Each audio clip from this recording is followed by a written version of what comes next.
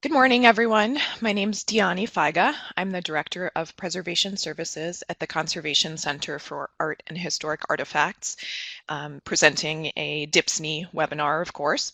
And I'm here this morning to talk with you about policies and procedures for deaccessioning.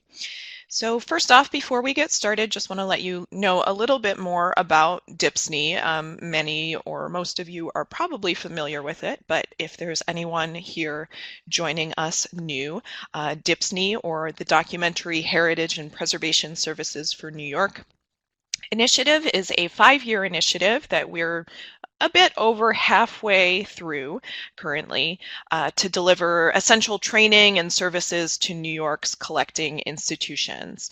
DHPSNY services include archival needs assessments, preservation and conservation surveys, guidance with strategic planning, and access to a variety of educational programs and workshops, such as, of course, this webinar.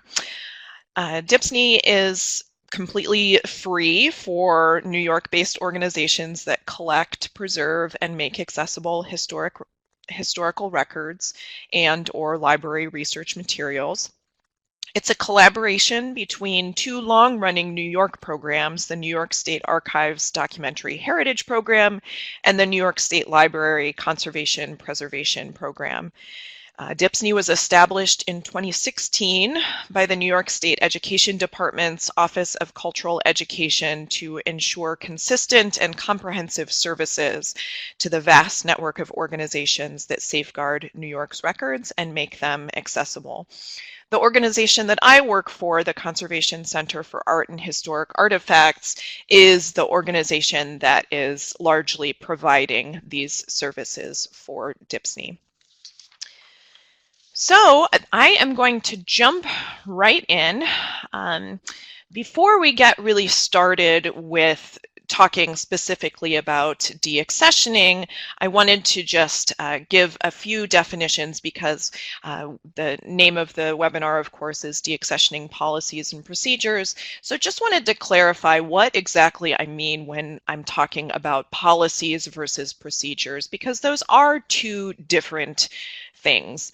So policy statements are fairly high level. Policies, as it says on the slide, clearly establish standards that regulate the institution's activities. So they're really a guiding framework for institutions to make decisions.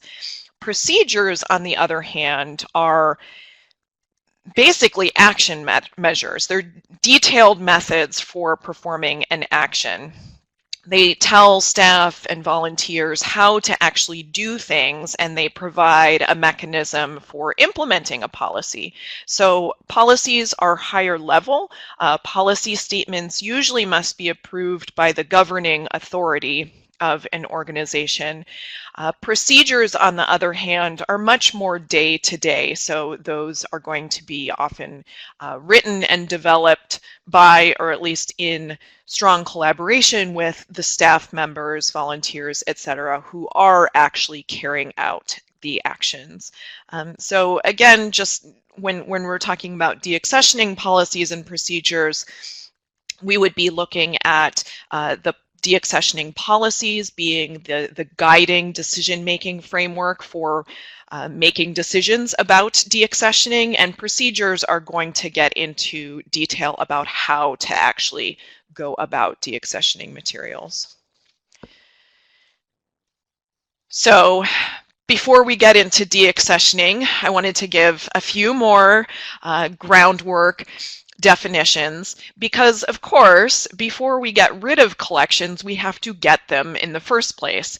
I will get into a little bit later when collections kind of just show up, or where items that could be considered collections kind of just show up or are found. But, you know, really on a practical level, the stuff is getting in the door somehow.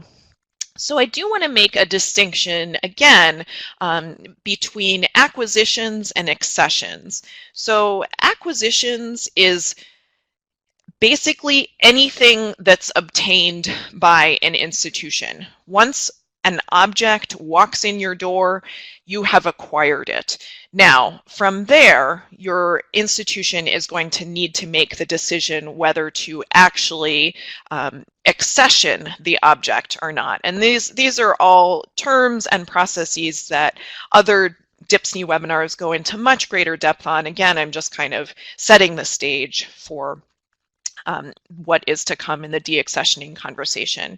So an accession is an acquisition, so an object that comes through the door or a collection that comes through the door that the institution formerly owns and cares for.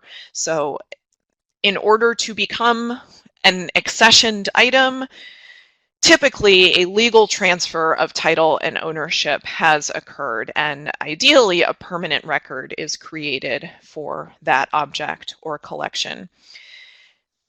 A lot of, it's kind of a trope when you're talking about deaccessions to say that the best control an institution has over deaccessioning is a good accessions policy.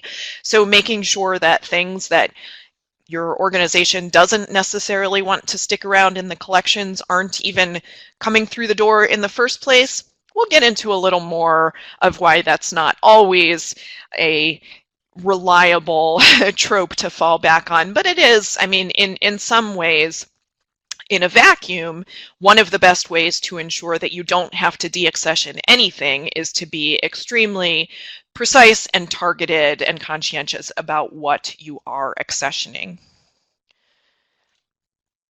So today's most pertinent definitions, deaccession and disposal. So the deaccession is the kind of, these can kind of be thought of in the policies versus procedures camps as well. So although it's not quite that straightforward, but whereas in order to deaccession an item from the collection, it has to have been accessioned in the first place. So deaccessioning is permanent removal of previously accessioned materials from the institution's collection. Disposal, on the other hand, is literally just the way that you go about getting an object out of the door or into a different category of your organization. So mechanisms for disposing of collections materials, either that have been deaccessioned or not. An object of any status can be disposed of, but an object needs to have been first accessioned in order to be deaccessioned. And I do want to clarify too that when we use the term disposal, we're not talking about necessarily about throwing things away or destroying them.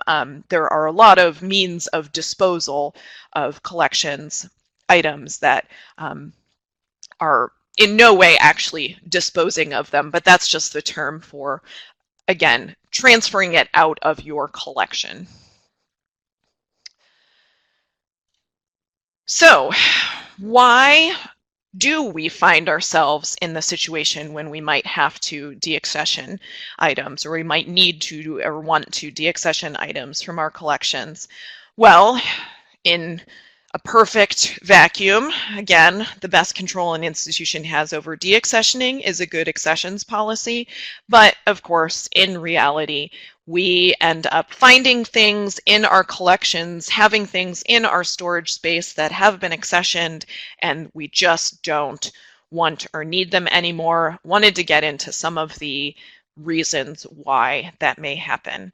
Deaccessioning is just about always a balancing act, and a lot of times when we think of deaccessioning, particularly if we haven't done it before, or if even if we have done it before and if we have had maybe a challenging experience, there's a lot of focus on the controversy, on the risk that deaccessioning will be considered irresponsible, or it just reflects negatively upon an institution, or that's the risk, that it might reflect poorly upon an institution, that you have taken something in and now you are getting rid of it. We'll talk a lot more about why, sometimes that may be the case, but a lot of times it's not the case at all. And in fact, I would very strongly make the argument that deaccessioning is actually, or can actually, if done in a conscientious way that aligns with your guiding policies, part of being a good collection steward. The controversial incidents definitely get more press, but I'm here to assure you that deaccessioning can actually be the right and the best decision in a lot of cases. So the American Alliance for Museums Code of Ethics for Museums states that a museum must ensure that the collections in its custody support its mission and public trust responsibilities.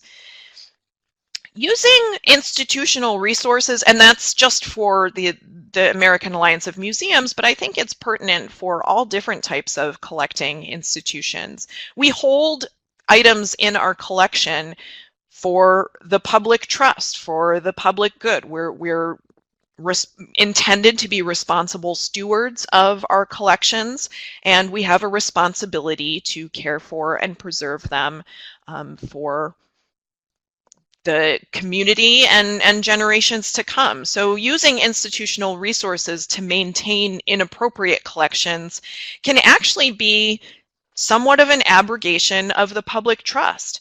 Deaccessioning material that's not suitable for your institutional collections and discarding out-of-scope material that has not already been accessioned can free up storage space and many other resources that could be occupied by the more significant, the more mission pertinent collections. This may be a large and time-consuming project, but in a lot of cases can be considered a priority. And again, I'm here to assure you a positive, good priority. In one of the worst case scenarios during a disaster or emergency, valuable time can be lost salvaging materials that have little or no importance to the mission of an institution if there are items kind of essentially cluttering up your space that are not mission pertinent.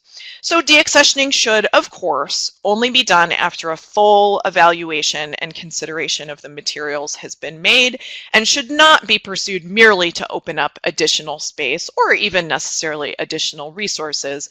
But I just want to encourage you to think of it along those positive lines. When we deaccession things that are not appropriate for our collections, we are, in a sense, taking better care or putting ourselves in the situation of having the opportunity to take better care of our important collections.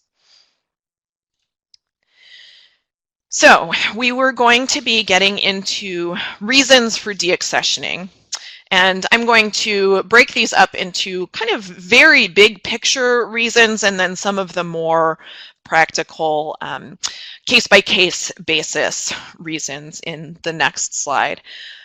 So some of the big picture reasons that deaccessioning can actually be a good thing is, of course, the mission of your institution. So you want your collection and your collecting goals to align with furthering the mission of your institution. So by collecting the more appropriate, more significant items and collections, and by not holding on to the less significant, less relevant items and collections, you are helping further your institutional mission. And that's, of course, that's really important.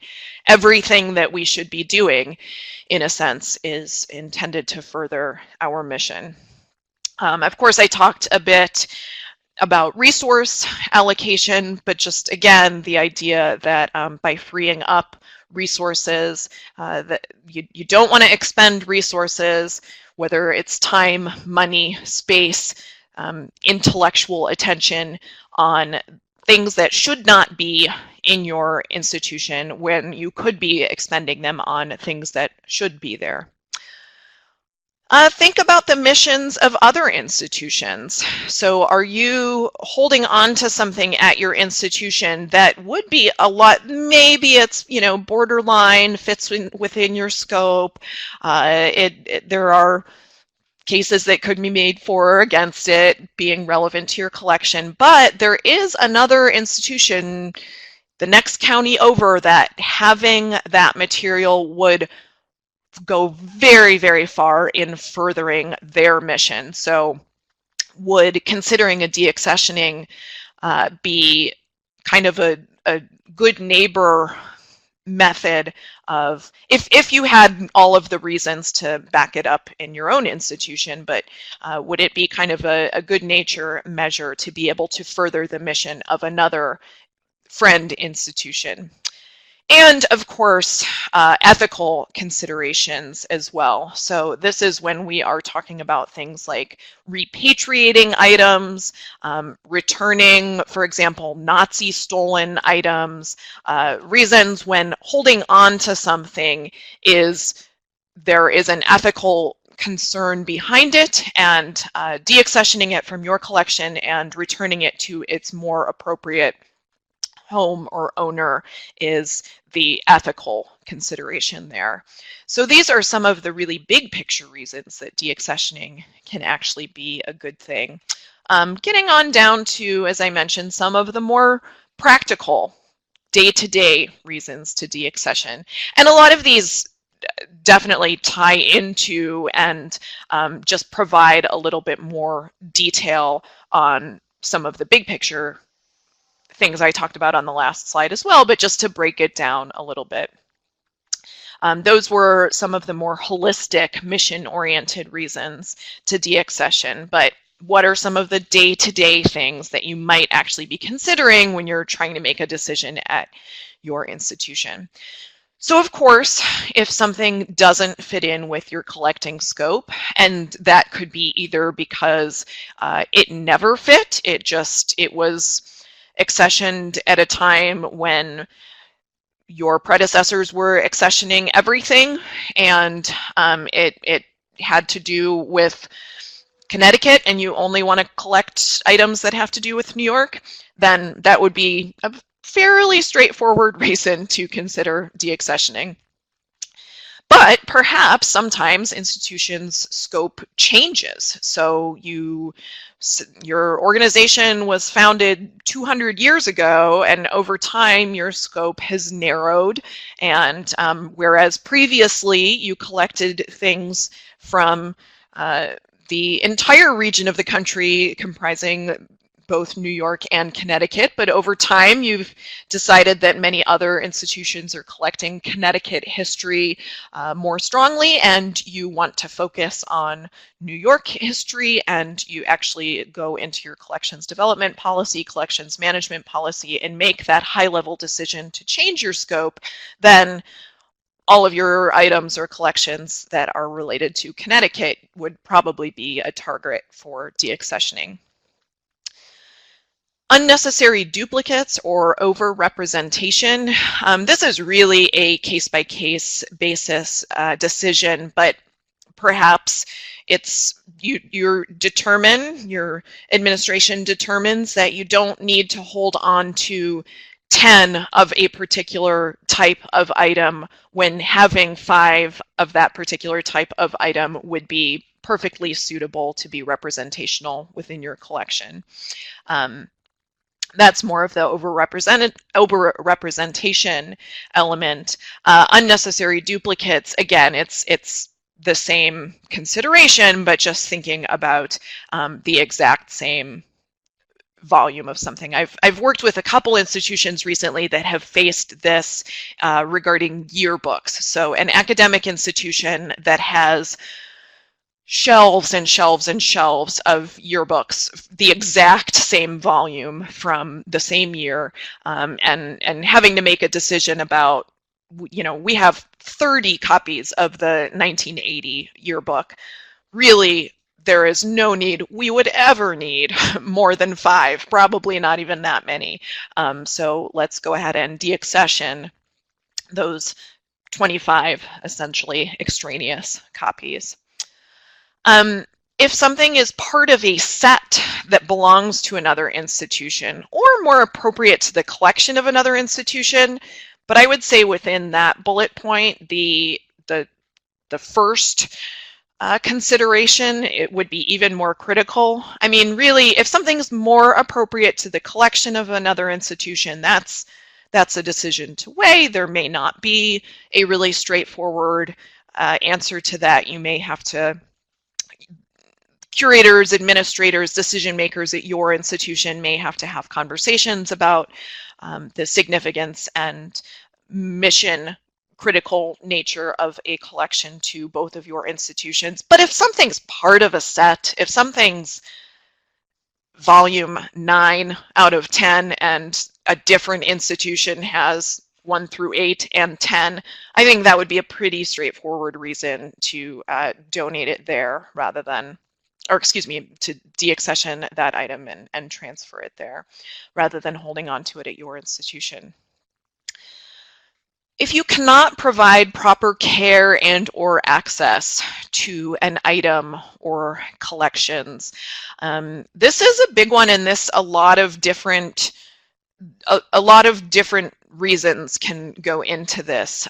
If you have items that are in such poor condition, and perhaps they would be usable or accessible if you were able to devote a great deal of resources to their preservation and conservation, but you just know that it's not going to be feasible to devote those resources, that might fall into that category. This could be a storage consideration. If you have only a certain set amount of storage, which we just about all do, but you're considering really large items, large sculptural pieces or mechanical artifacts, farm equipment, for example, and you just don't have the safe, convenient, appropriate place to store that, but perhaps someone else does, that might be a reason for choosing to deaccession. Access is somewhat of a different animal. This might be the case with audiovisual collections. If there are audiovisual collections in a particular format that you don't have the playback mechanisms for, it's not necessarily an institutional priority to have those items reformatted or digitized or made accessible in a different way. So essentially, it's just taking up space on the shelf. If it's an audiovisual collection, it probably requires certain resources and preservation measures to even keep it safe. So that is essentially unusable. If an item or collection, if you find out new information regarding the provenance or title, so, you know, and this ties in somewhat with the next point as well, if an item is determined to be a fake or a forgery, basically if the collection or the item, either it is not what you thought it was, what your institution thought it was, or if it's ownership status and perhaps title transfer status is not what you thought it was, you probably would not want to keep it in your collection, or at least not in the same status. We'll talk a little bit more about some of these points a bit later when we're talking about legal and ethical considerations. If an object has deteriorated beyond usefulness, that ties in with the point above about not being able to provide proper care and or access, but it could be, this is a bit of a different point as well. Really, if something, even this would be the case that there's no hope that you could have conservation treatment or take preservation interventions in order to restore its usefulness. A really salient example of this is if your institution collects any taxidermy or other natural history specimens. At a certain point, particularly with older specimens, once it has deteriorated, it is gone. And sure, you might be able to keep something around as a teaching example of this is what happens with really deteriorated, poor condition taxidermy, but it's not going to have its same relevance to your collection. If an object has been stolen, I would say hesitantly would add even lost with no recourse. I hesitate on this one. This is one that you really would want to pause for a very long time before making the decision to deaccession, because there is, if something's been stolen, there is, I'm not going to say always, but often the possibility, even if very, very remote, that it may turn up. It might be preferable to just mark the object record as lost, indefinitely lost, or stolen, but this is an option. If you have reason to believe or feel confident that there is no hope of ever getting that item back, you would want to go through the kind of intellectual documentation process of deaccessioning it, removing that formally from your collection. Restitution and repatriation, we talked about that a little bit in the big picture reasons. And then I know that, many of us working in archival institutions aren't dealing with this, but certainly it is worth mentioning that for living collections, the death of a specimen, if depending on how you're keeping your records, it might need to be deaccessioned. That is a little grim to think about, but it is just, again, depending on how a living history museum or organization is record keeping about their living collections, that might need to happen. So I'm going to get into the details of a deaccessioning policy, but I wanted to pause for just a moment. If anyone has questions about what we've talked about so far, if anyone wants to go ahead and enter those in the chat, I'll wait just a moment to see if anyone's typing, and then I'll move on.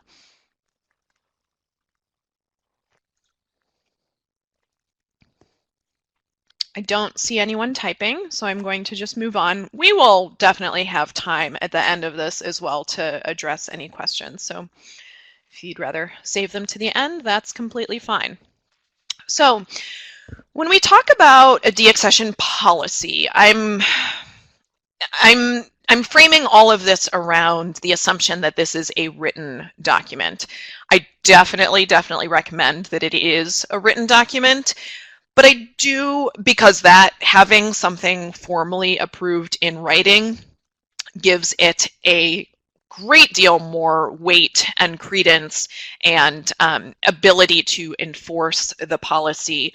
But I do want to let you know that even if you're just getting started, even if you don't have a collections management policy written, deaccessioning policy written, I still think that the information in this next section will be pertinent for you as well, because it will hopefully help frame how you're thinking about making the decisions to deaccession items.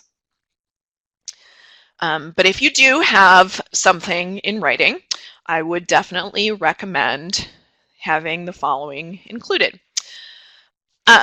Excuse me. Reasons for deaccessioning. So most deaccessioning policies actually list and identify some of the reasons that I addressed in that previous slide. Why would something be considered for deaccessioning? You'd probably want to list out most of the most common reasons that your particular institution might make that decision, just to have that there recorded in writing. Some institutions, not necessarily all, might have certain stipulations and restrictions that need to be highlighted in a deaccession policy.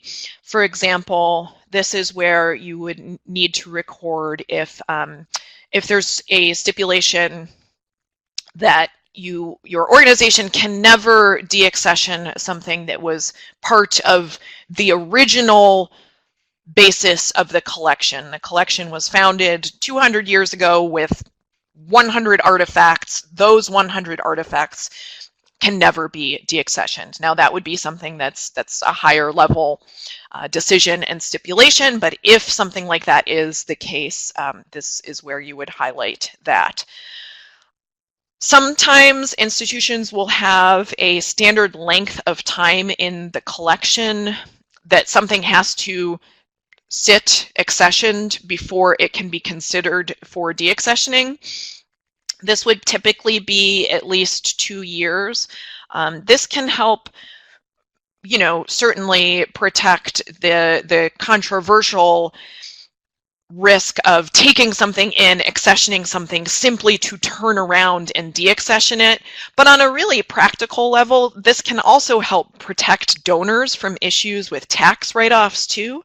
So IRS guidelines, to my understanding, state that collections must be held for at least 3 years for the donor to claim them continue claiming them as a tax write-off. So that might be kind of a goodwill restriction to want to include on behalf of your donors. Responsibilities and basic procedures that you want to kind of set in stone in a deaccessioning policy. So you would need to identify the means by which the decision is made. I'm actually going to elaborate more on that first point in the next slide, so let's table that for a moment, the approval point. But you would want to, in your policy, state that in order to deaccession an item, you need to prove that your organization does have clear title.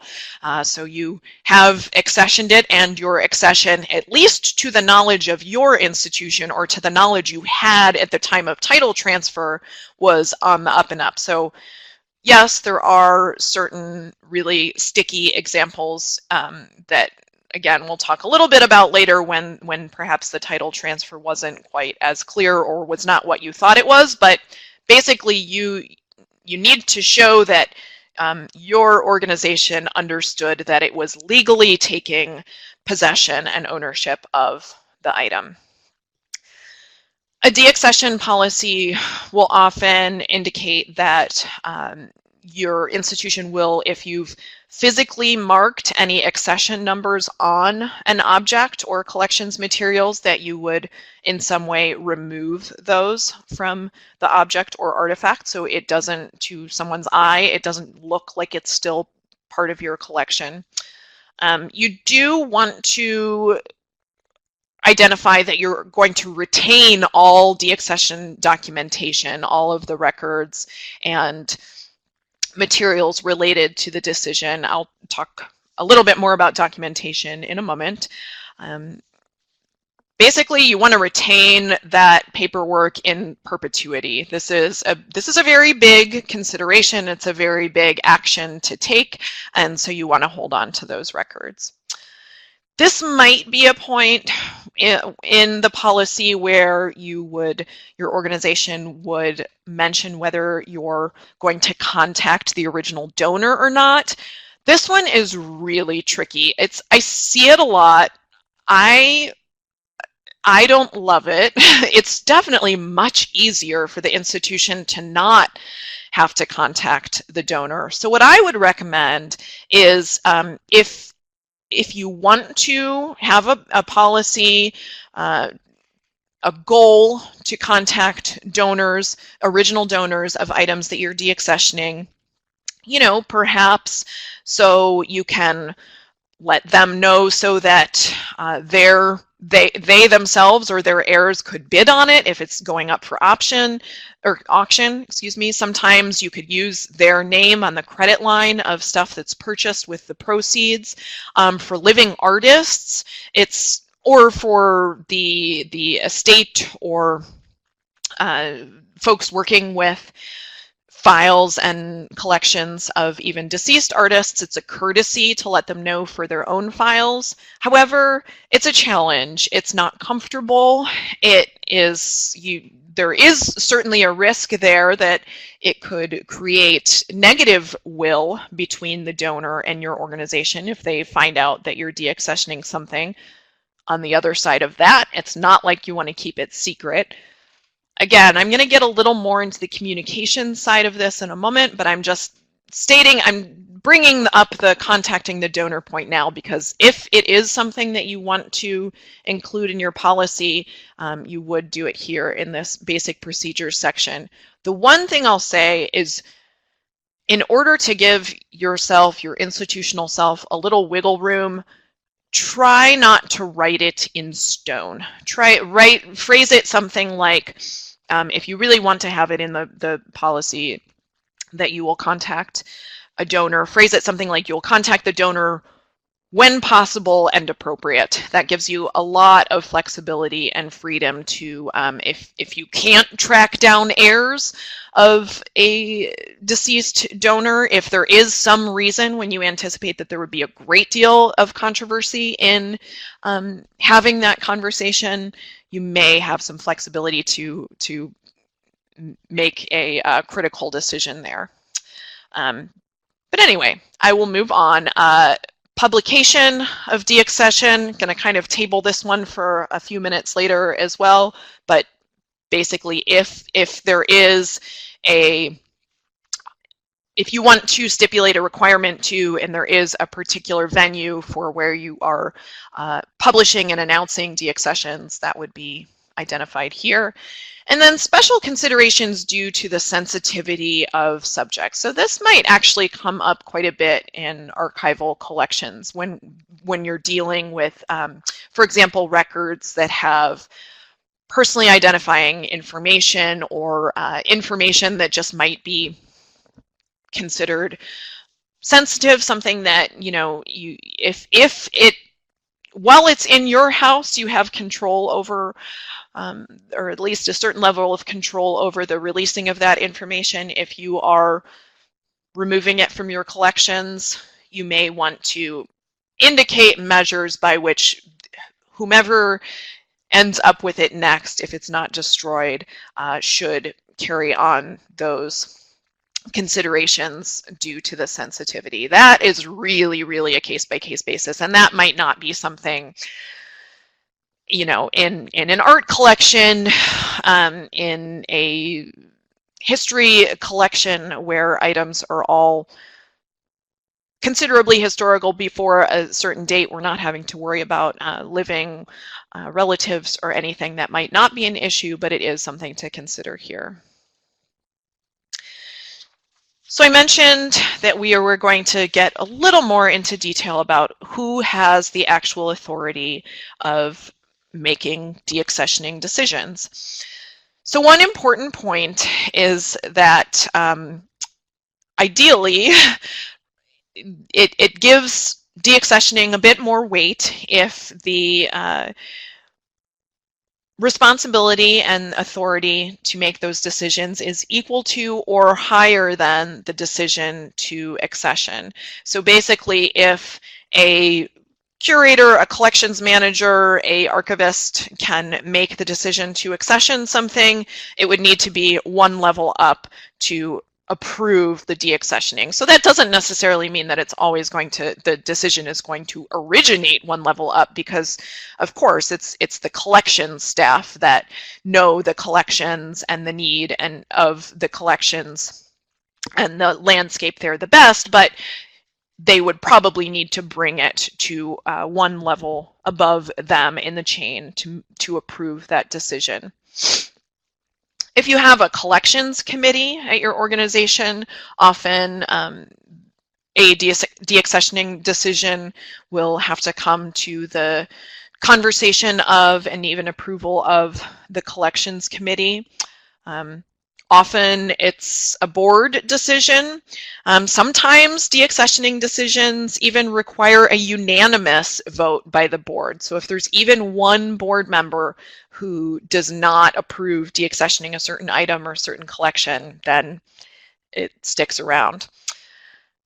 Sometimes institutions will require or at least seek out the consultation of an entirely separate third party. This could be a consultant, could be a subject specialist in the topic subject area of the items potentially up for deaccessioning. It's really just if you need or think that it would be helpful to require that outside perspective, sometimes by incorporating the viewpoints of multiple stakeholders, particularly one of them being a separate third party, it could reduce the chance or the perception that the decision was one-sided or short-sighted. And of course, the authority may be subject to institutional charter or mandate or even state law as well, depending on the situation and depending on your organization's governing documents, mandates, charters, etc. So I am going to move on to actual mechanisms for disposal in a moment, but I see that someone is typing, which is great because I was going to pause here for questions anyway.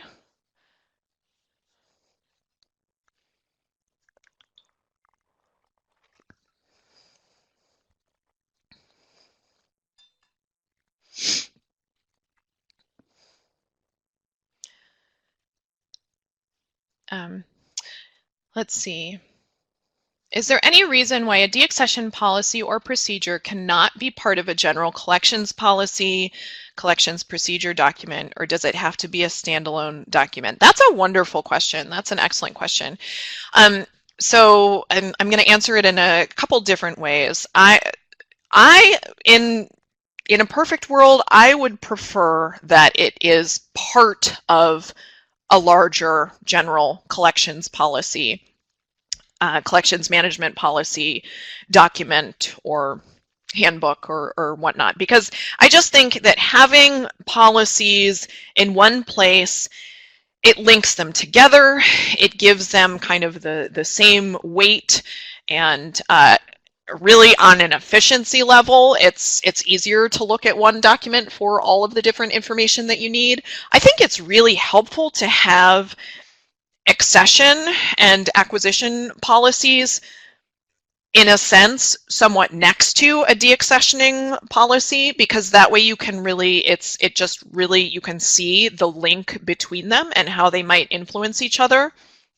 The only reason that I could imagine a deaccessioning policy you might want to or need to have it be entirely separate is if you have an institutional feeling or requirement that deaccessioning is so sensitive that everything about the decision needs kind of a higher level authority and a different weight. So for example, if a collections management policy overall, you have the goal of updating it and reviewing it every 3 years, but a deaccessioning policy, you really don't want to change what the original decisions were. You might need to keep that separate if you want it to be kind of a weightier, different level of authority, if that distinction makes sense. Again, I would prefer the former. I would prefer that everything is consolidated, united somewhat intellectually together, because that just provides for consistency, provides for the ability to kind of see the different connections and how everything is in the process of acquiring, caring for, and potentially disposing of collections is very much interlinked and influencing, the decisions are influencing each other. So, great. Okay, so moving on, how we are actually getting rid of things. What actually happens when we make the decision to deaccession materials? How do we actually dispose of them? Well, these are basically the main ways that it happens here, and it's kind of to a certain extent. This is with one actual big exception, but I'll get to that. To a certain extent, this is ordered in order of kind of the the easiest to the lightest to the most severe mechanisms. So certainly one of the most straightforward methods of quote unquote disposing of material would be to just simply transfer it within the institution to a different collection or a different tier of collections. Often you'll see this when items have become damaged. They're not super significant for keeping in the closed special collections, but you do want to keep them on hand, so you transfer them out to a collection where it's not quite as crucial and critical that the condition and integrity of the volume is at a really high level, or that if there's physical aesthetic damage to something, you might not consider it for exhibiting anymore in the future, but you would consider it for keeping around for a teaching collection. It could also be the case that you would just transfer it, depending on your institution. If you have very strictly separate collecting divisions, for example, in an institution where there's a museum collection that is very distinctly separate from the library and archive collection, it may be the case that in order to transfer an item or a collection from one division to the other, you would actually have to go through the deaccessioning process. Not necessarily, but that might be the case. Transferring to another institution. This is, as I was discussing earlier, this is a really kind of goodwill outcome of deaccessioning, because presumably you are not only helping ensure that resources at your own institution are devoted towards your own collecting goals, but you are presumably helping bolster the missions of other institutions as well. So, you know, certainly if you know the region and know what other institutions are collecting, it might be a pretty easy determination where something might want to go. If you don't necessarily know where the best home for an item or collection would be, you could also certainly post on listservs through regional networks. The National Park Service actually maintains a clearinghouse for items that are up for deaccessioning. It's basically a list that organizations can go consult and see if any of the collections there would be pertinent to their institution. I'm not sure how consistently updated and maintained that is. It's been quite a while since I've checked it, but it is an interesting, and I know there have been other kind of bubbling conversations about other more comprehensively maintained databases where institutions or archival collections would essentially offer up their items to other better homes. Selling items. This, of course, is where the controversy usually comes in when there are controversial deaccessioning decisions. In order to keep sales on the up and up, you definitely want to sell the item at public auction, or less desirably through a reputable dealer. So you basically, bottom line is you want to get some third party involved. You don't want it to just be your institution selling something directly to a collector. That would be, it would look very bad and it would be unethical. So you want it to be offered up at in some venue where essentially anyone from the public would have the opportunity to bid on or purchase that item. Repatriation, again, we discussed that a little bit earlier. This is the one where I mentioned that it's not like this would be less ideal. If anything, if this is the necessary mechanism and outcome, this would be the most ideal. But it's definitely a very particular instance. It's not something that you would necessarily just pursue for most items in your collection. Excuse me. And then physical destruction, the actual literal disposal of things. Destruction can be used for things that have really deteriorated beyond their usefulness or are in terrible condition. Items that contain toxic or dangerous materials may be a target for destruction, although in those cases you would definitely want to work with the proper authorities in order to make sure that you're doing everything in the safest way possible.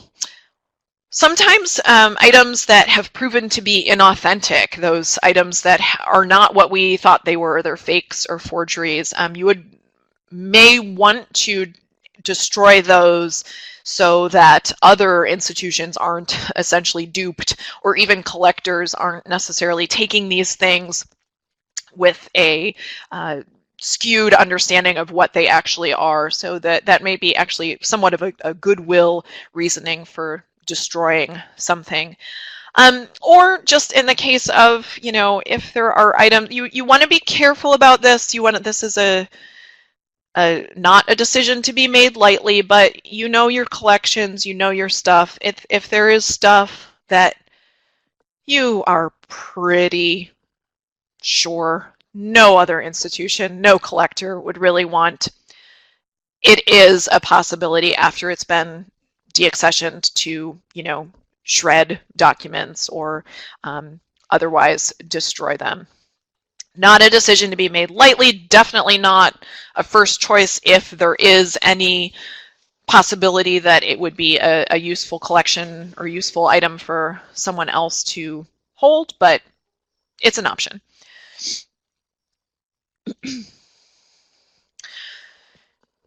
I mentioned that we would talk more about the documentation that's involved with deaccessions, and just go through this fairly quickly because this part is all pretty straightforward. In an object record for an item that's being deaccessioned, you would often record the justification for deaccessioning, so the reason that the item or collection was determined to not fit your collecting scope, or for whatever other reason you're making the decision, the approved decision to deaccession it. You would want to record that justification. You would want to consolidate and file the verification of title, so the original title transfer, the original donation information, accession information from when you did accession that item or collection. Updating the permanent object record. So again, I mentioned you would want to keep this as part of the institution's permanent record. You also want to, at some point in the process, and this often happens at the point when you are working with the permanent object record, make sure that that object number that was originally assigned to a deaccessioned object, or a collections number assigned to a collection, if that's a process that you use at your organization, will not be removed. So these object numbers are maintained as part of the object record. It's almost like when certain really famous athletes retire and they retire their number along with them. That object number is being retired as well.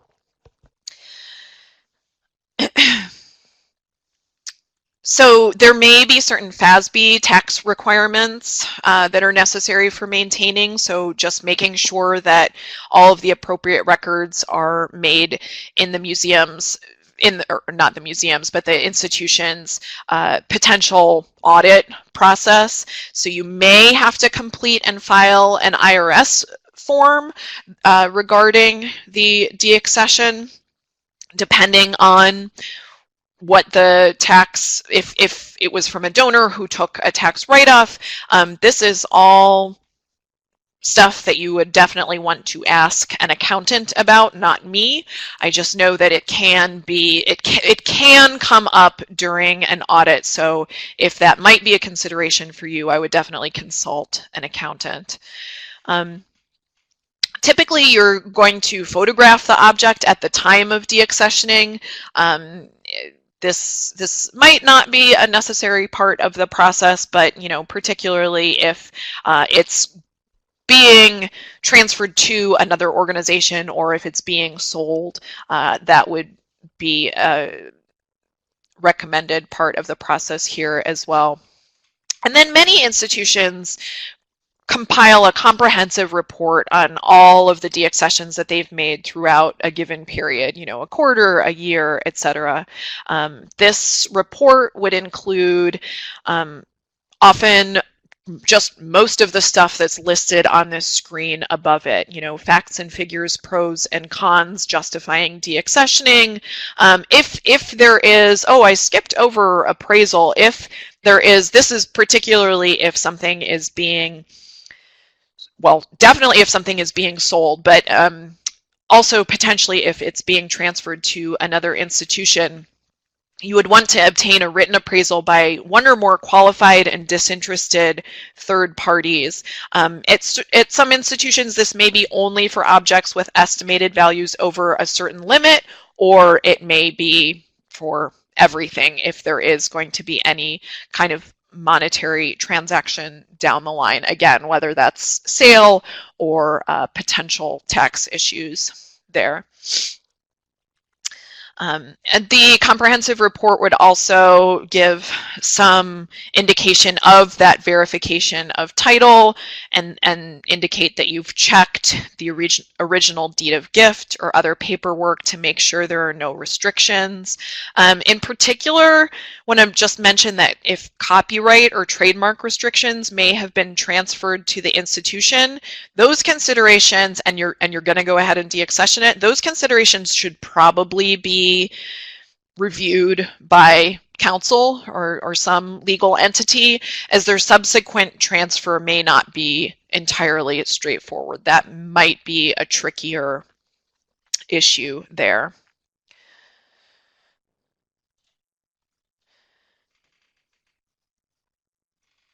It's really, really helpful to have a communications plan in the event of deaccessioning, particularly if your institution has a high profile within the community, or if you are concerned about controversy. Having a communications plan will really help to place the decision to deaccession within those big picture contexts, within the context of the museum or the institution's mission, strategic plan, collections plan, code of ethics, policy documents, etc. So, the public is better served and would have better trust in your institution when the decision is transparent and open to scrutiny. So it can really help not only kind of answer to public accountability, but it can even, again, it can be kind of a goodwill mechanism to show that your organization is really on the up and up and working for the good of the community, being good, responsible stewards for the public good of the collections. So perhaps you might want to publish the notice of deaccessioning in a newspaper, in an annual report, in your own institutional newsletter. If you are offering the items or collections up for sale, you would definitely want to publish notice of that sale. That's part of the keeping the public sale part ethical, and again, kind of on the up and up. If you do sell the items that have been deaccessioned, often institutions will issue a press release following the sale to indicate how they're actually using the proceeds. I'll get a little more into the proceeds in a moment. And also, although this isn't up here on the slide, I would definitely recommend, when you're putting together a communications plan, having a plan for informing institutional staff at all levels, just so they can have a clear communication plan if asked, and so there isn't confusion, and so they know that this decision was made. It was not made lightly. It was made with the good of the institution and the public will in mind. It can be a really helpful kind of morale boost just to keep that communication open within your staff and volunteers. For really major deaccession at large institutions that have a lot of recognition and public attention, sometimes they may even hold a press conference. You know, I wouldn't necessarily recommend that for most institutions, but if it is something that might be potentially subject to a great deal of scrutiny from the public eye, from the institutional community, that is something that some larger institutions pursue. All right, so we're going to get into some of what many of you are probably here to hear and ask questions about, some of the stickiest, toughest parts of deaccessioning considerations. Any questions before we move on? I will look to see if anyone's typing. And all right, no one's typing yet. So I'm going to go ahead and move on. And again, we will definitely have time for some questions at the end. So what are some of the legal considerations that you might have to take into account? Well, again, we talked about this first one a few times previously. If there are provisions in a repository's founding documents or policies that disallow deaccessioning either of certain collections, certain portions of collections, or I have even heard of this is definitely not common, but I've heard of some institutions that their policy is they do not wish to deaccession anything.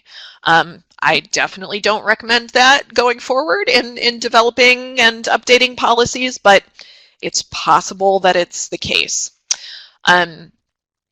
Original agreement with the donor might disallow it. Again, this is definitely not something that I recommend getting in stone going forward, but it is possible that when something was originally accessioned and transferred to your institution's ownership, it's possible that the donor may have placed a restriction on it that would disallow deaccessioning. So that's one of the really crucial reasons, among others, but one of the really crucial reasons that it's really important to go back to that original paperwork.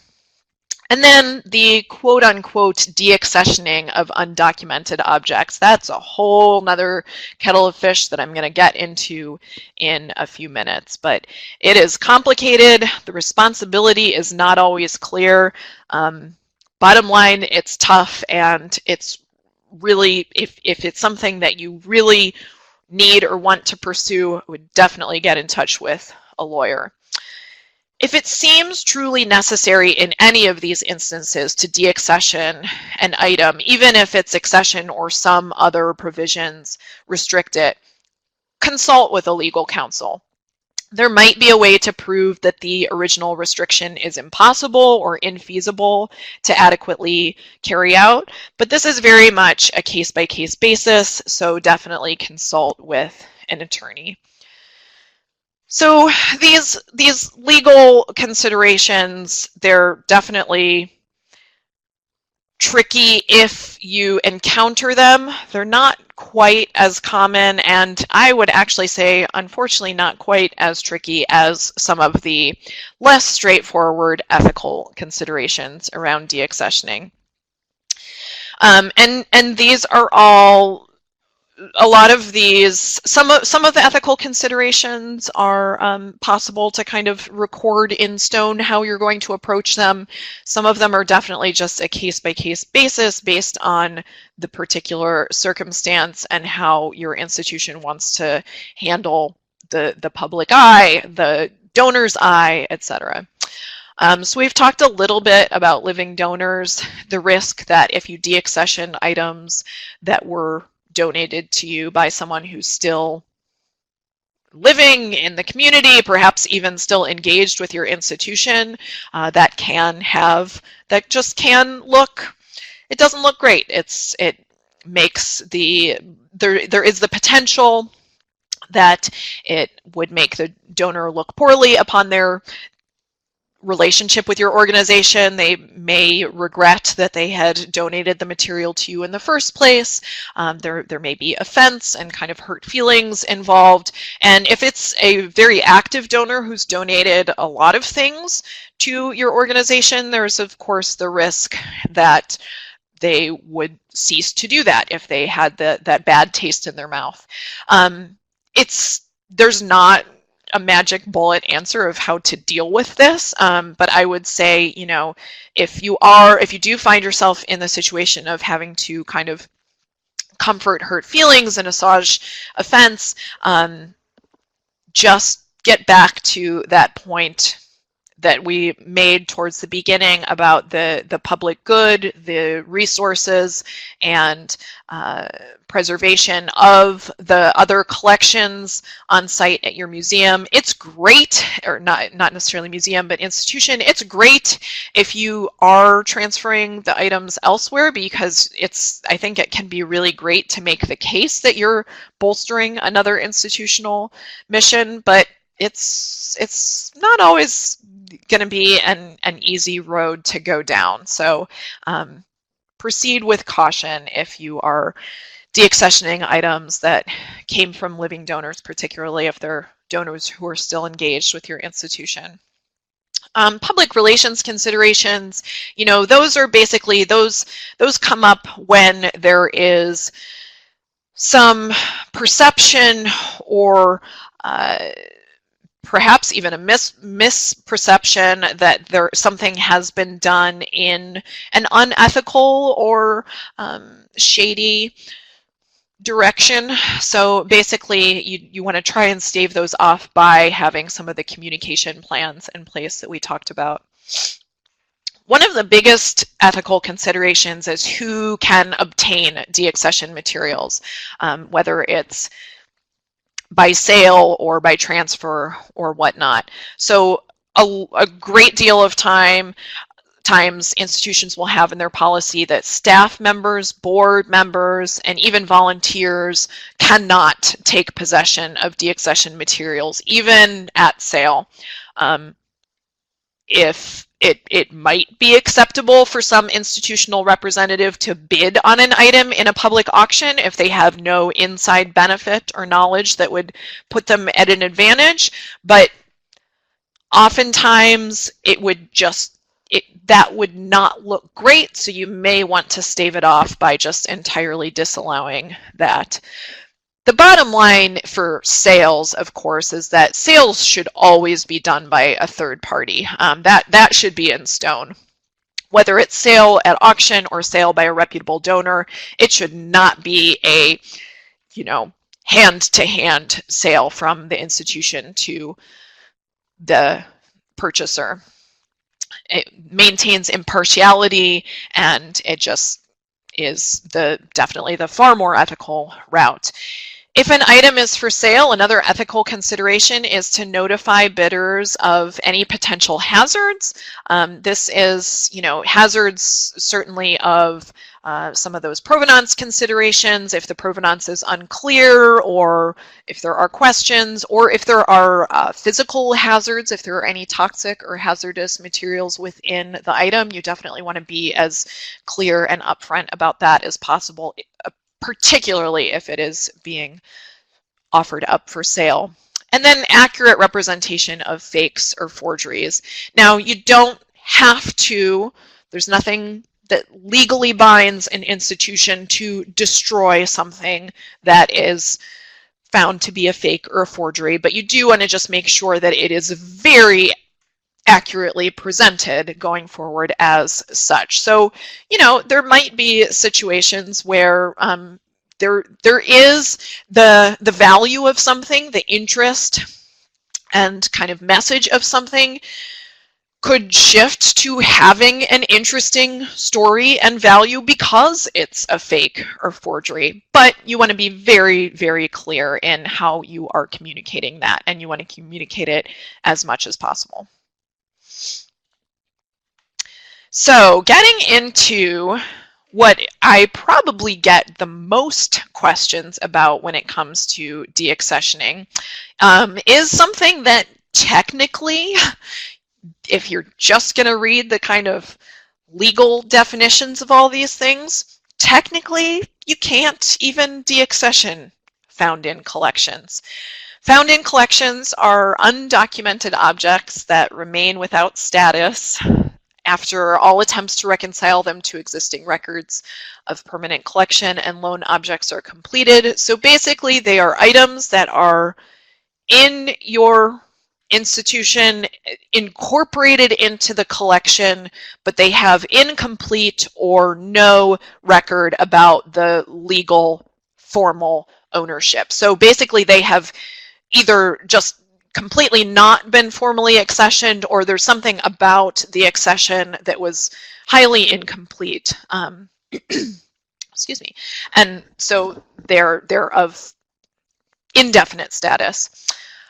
So technically, remember, one of the very first slides, you can't deaccession something unless it's been accessioned. So technically, this should be a straightforward, well, sorry, can't get rid of it. It's found in collection, it's just there.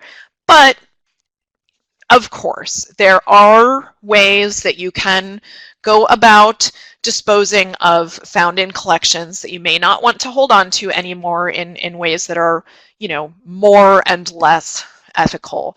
Take a risk management approach. Record, if you have made attempts to reconcile them to existing records, record all that. You know, thorough record searches and documentations are more important here than ever.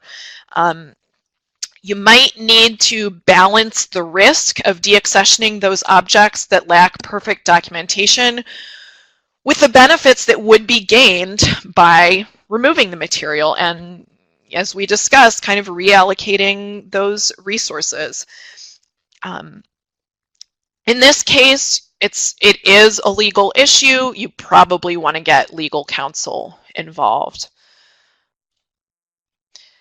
This deaccessioning risk chart, I'm not going to go through it in great detail just because we don't have too much time to focus on the nuances, but this is a really great risk management approach at looking at objects that have maybe less clear title and status at your institution. It's from Museum Registration Methods, the 5th edition, but I think it's definitely pertinent to all collecting organizations, not just museums. So basically it's going up from the top.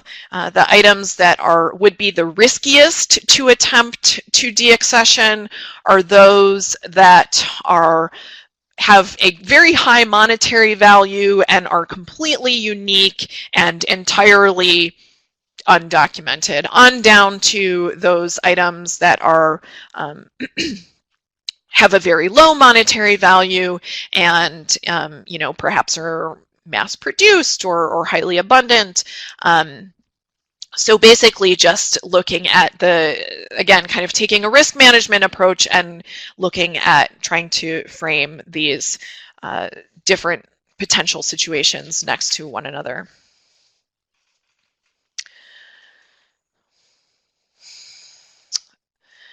Undocumented and found in collections items may be considered abandoned property.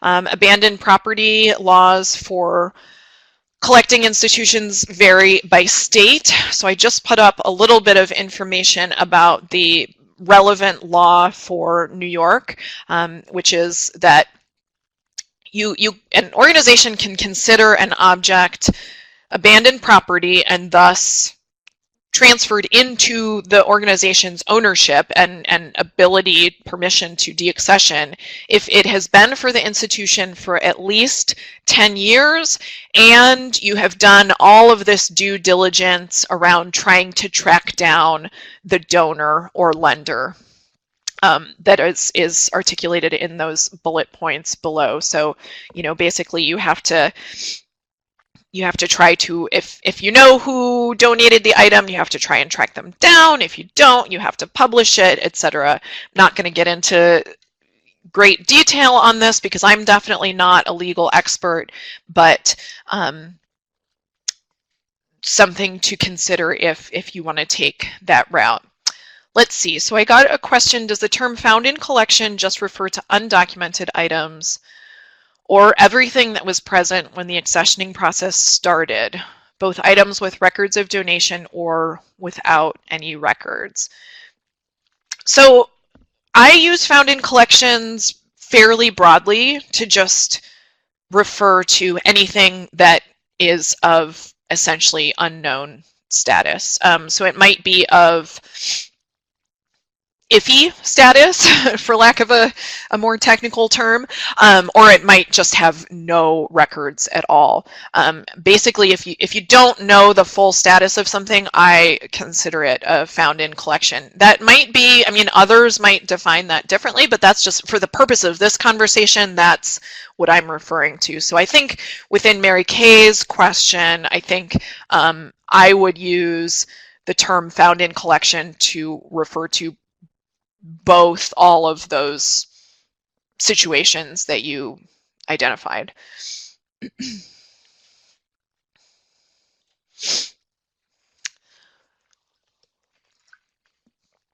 Final thing I'm going to talk about, well, almost final real topic that I'm going to get into is if you do sell items that have been deaccessioned, what should happen with the proceeds, the monetary proceeds from those.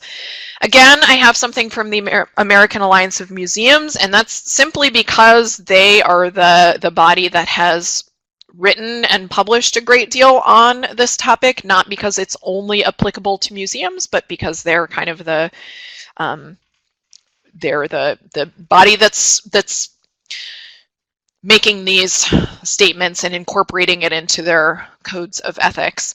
So they state that the proceeds from the sale of non-living collections are to be used consistent with the established standards of the museum's discipline, but in no event shall they be used for anything other than acquisition or direct care of collections.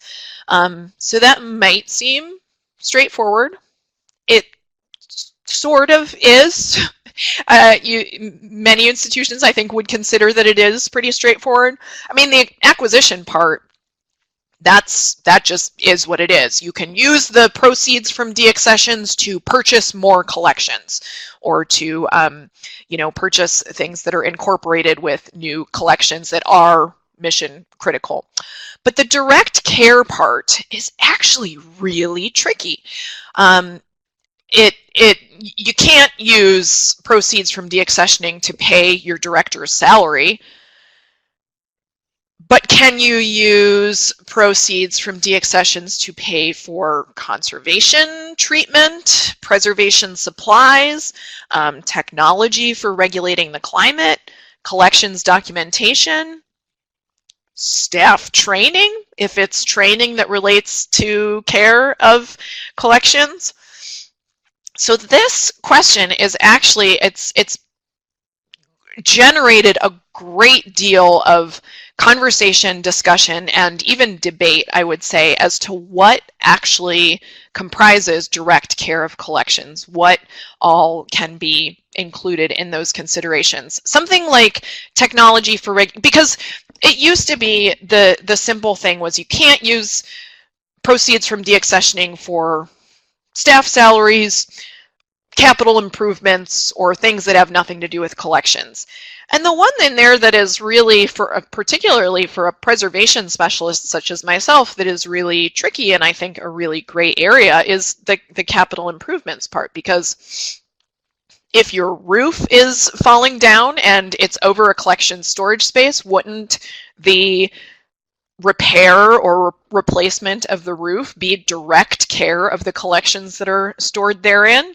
So you can see how once you go further down the rabbit hole, some areas of that get a lot harder to pin down. So this publication, again, by the American Alliance of Museums, you can consult the 2016 version online.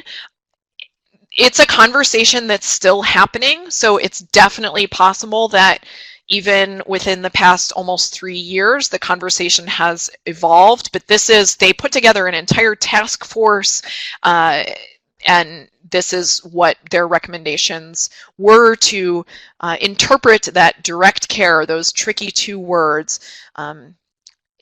within this document.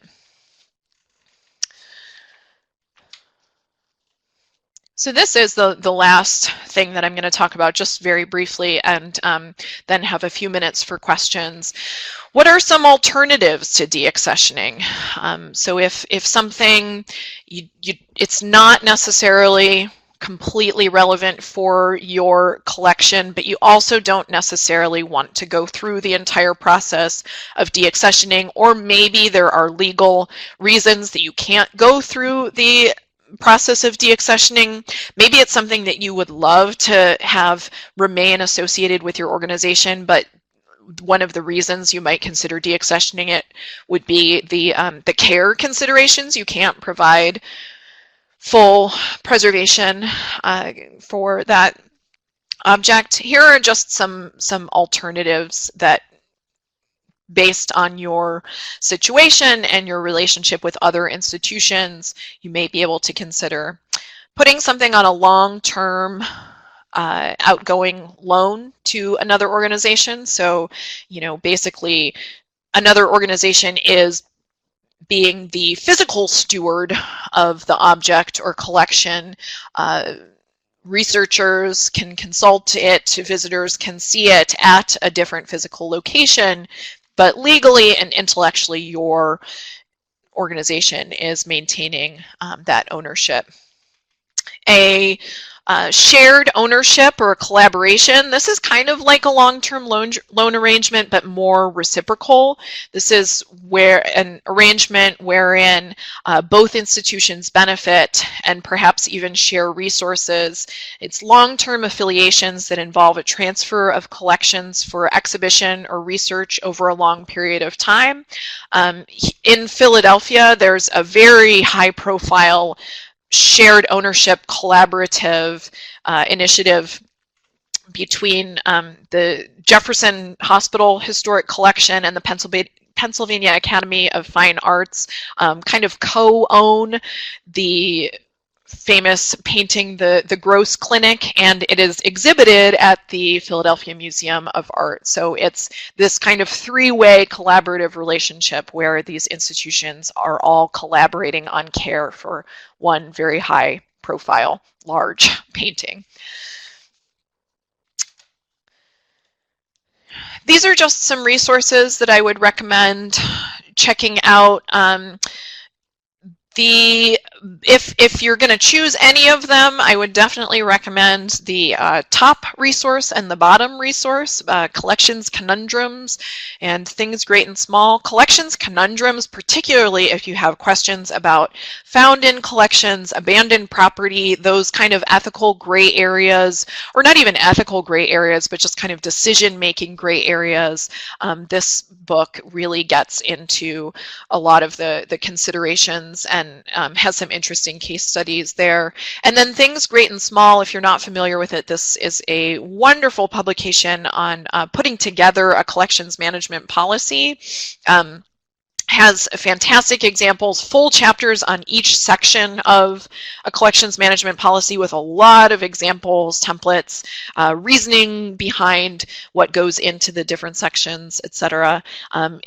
There's just a new edition out, dated 2017, but really I don't think anyone got a hold of it until about a year ago.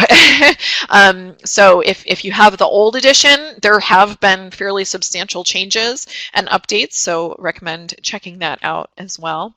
And with that, I went maybe a little bit longer than I thought I would, but do have a few minutes for questions. So go ahead and type questions in the chat box and I'll try and get to a few. But in the meantime, thanks everyone for participating and watching the webinar this morning.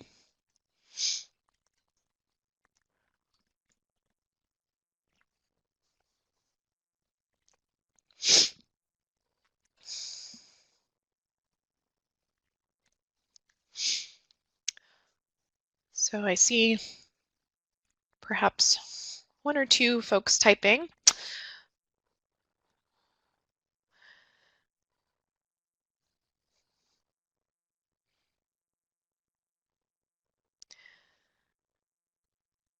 maybe not with questions.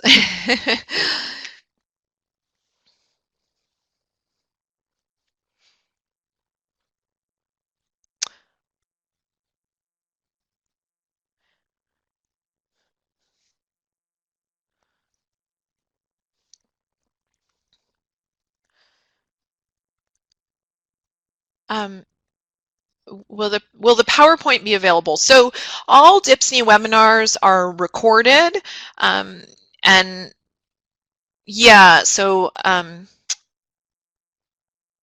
the recording will be, you'll get a link to that in the follow-up email. It will also live on the DHPSNY website.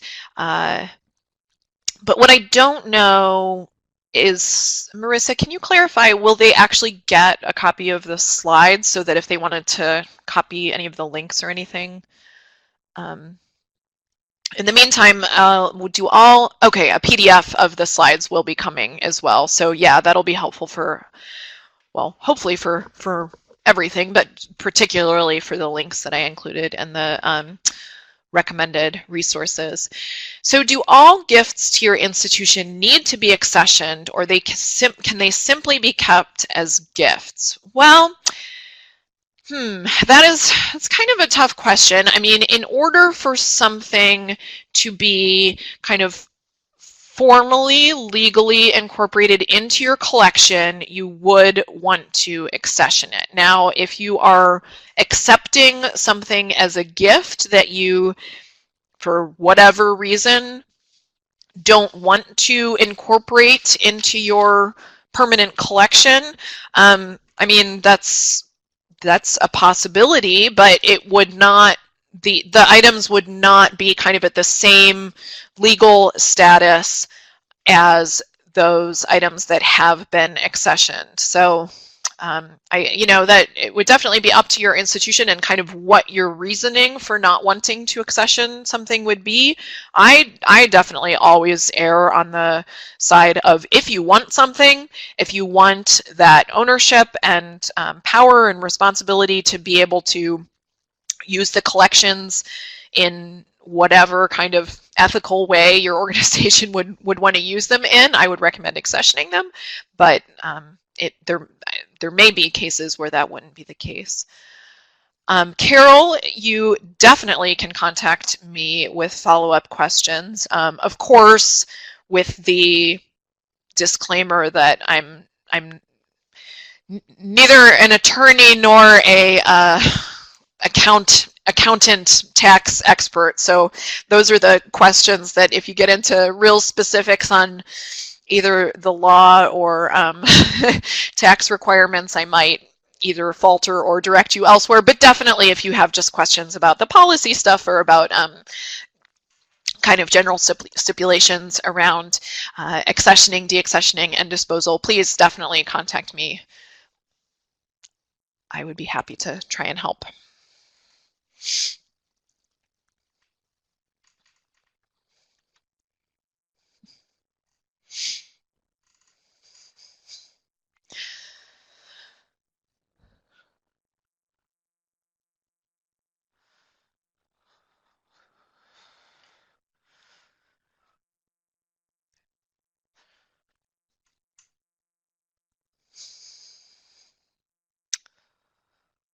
Great, good. Well, thank you everyone for joining us this morning. I hope you're all staying reasonably warm. It is bitter cold where I am. And we hope that you'll join us again for future DHPSNY webinars and programs. Mary, can't wait till the next collections committee meeting. Excellent. Hopefully you'll have some food for thought for discussions.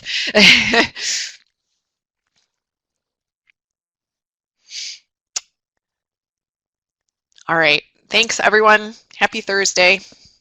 I'm gonna sign off.